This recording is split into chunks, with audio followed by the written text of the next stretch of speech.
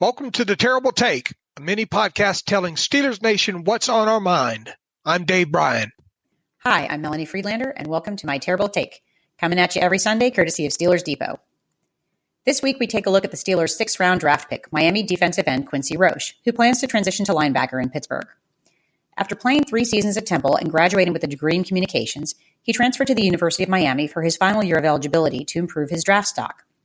In a COVID-shortened season, he started all 10 games, finishing with 45 tackles, including 14.5 tackles for loss and 4.5 sacks.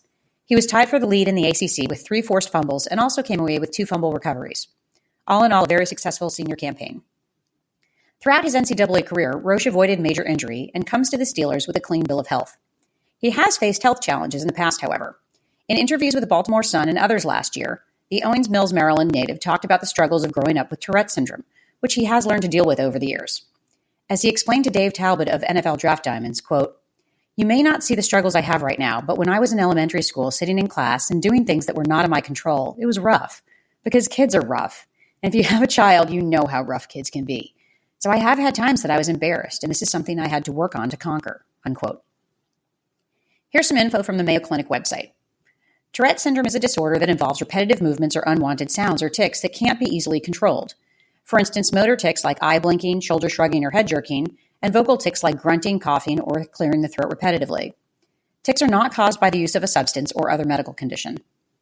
These tics typically show up between ages 2 to 15, with the average being around 60 years of age.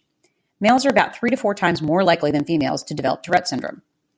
Although there's no cure for Tourette syndrome, treatments are available. Many people with Tourette syndrome don't need treatment when symptoms aren't troublesome. Tics often lessen or become controlled after the teen years. Clearly, Roche has either outgrown his symptoms or been successfully treated, as there is no sign of this during his college career, and he talks about it as a resolved issue.